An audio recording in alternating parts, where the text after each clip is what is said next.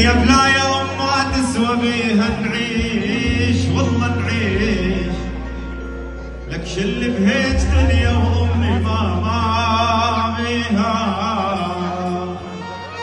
ونسخته الثالثة بعنوان احتفال عيد الفطر السعيد.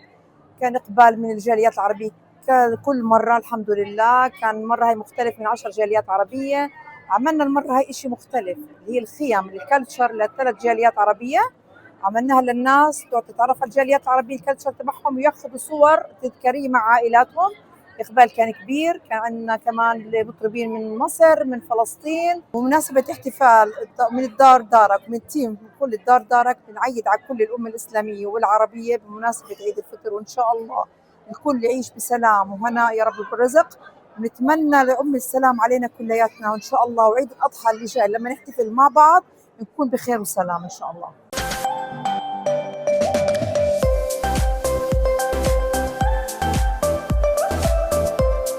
ونحن الآن أمام الخيمة الفلسطينية للتراث الفلسطيني، وكما تشاهدون نحن أهل فلسطين، أهل العزة، أهل الكرامة، أهل الصمود، كأهل غزة لا نتنازل عن ذرة من تراب فلسطين كاملة. وكما قال محمود درويش: على هذه الأرض ما يستحق الحياة. وكل عام وأنتم بخير. يعطيكم العافية وكل عام وانتم بخير. اليوم احنا كفرقة فلسطينية فرقة ليالي الطرب كنا موجودين في مهرجان بدار دارك. انبسطنا كثير في الأجواء الرائعة اللي كانت موجودة. قدمنا أغاني فلسطينية شعبية ولبنانية وسورية.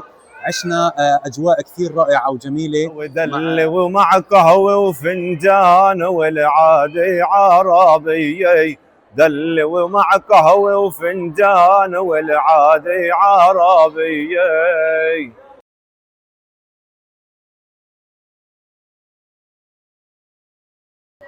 كنت اليوم ضيف الشرف ككونسلر لحزب الجرين بارتي في بازار الدار دارك، وهي كانت فرحة بأعياد الفطر المبارك، وكانت فعلا فعالية ضمت معنى العيد.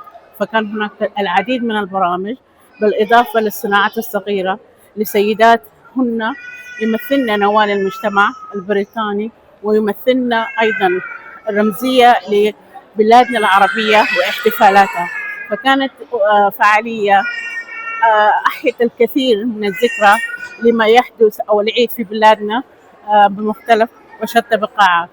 العيد فرحة يا سلام، وأجمل فرحة يا سلام، العيد فرحة يا سلام. كل سنة وانتم طيبين. الجو النهاردة جو عيد بامتياز، كلنا كنا فرحانين بالأجواء الجميلة اللي تجنن اللي احنا محرومين منها بسبب وجودنا في الغربة. بس الحقيقة الغربة ما عادتش غربة زي الأول بصراحة. أنا بسمع إن الحاجات دي ما كانتش موجودة وما كنت منتشرة، فشكرا لكل حد بيحاول ينظم حاجة تبسطنا كلنا وتساعدنا وتسعد أولادنا.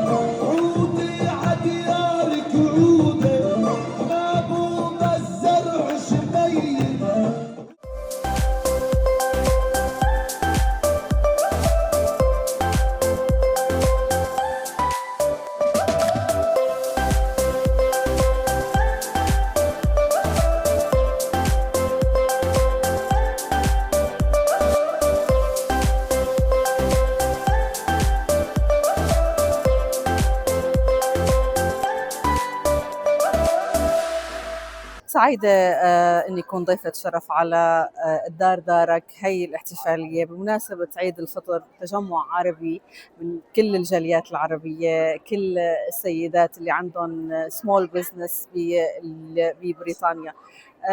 الفعاليات حلوة ومتنوعة، من الغناء إلى المأكولات الشعبية إلى الملابس إلى الصناعات اليدوية.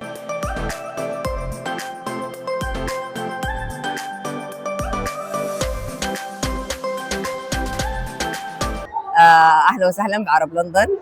شغل هاند ميد، اكسسوارز ورسم واحجار كريمه، شغل كله هاند ميد. مشكلين الليله في الدار دارك عن الجاليه السودانيه مع كل الجاليات العربيه. اهلا وسهلا بكم.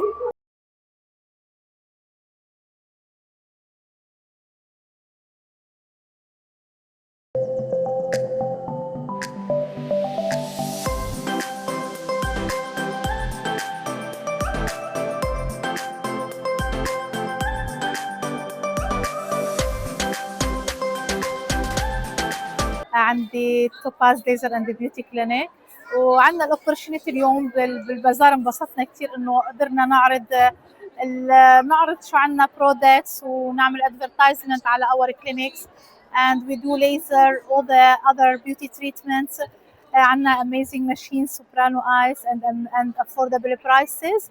وتعرفنا على الاذر تريدرز ونايس اوبورتونيتي. احتفلنا بالعيد مع احبابنا واهلنا، وان شاء الله كل سنه وانتم بخير. شكرا لعرب لندن.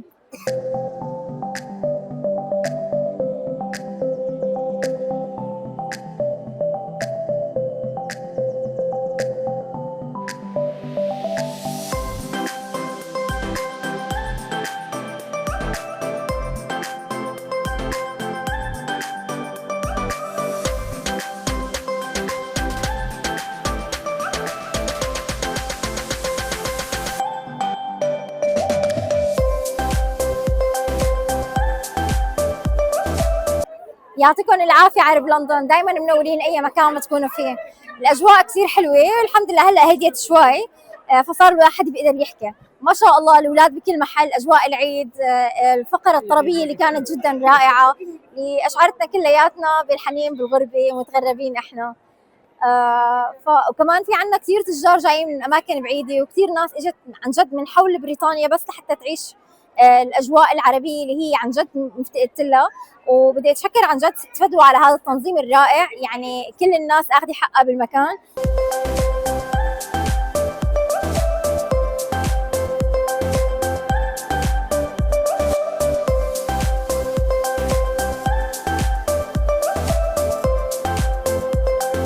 Eid Mubarak, and today we are selling some Moroccan crafted gowns that are great for Eid celebrations and events and weddings.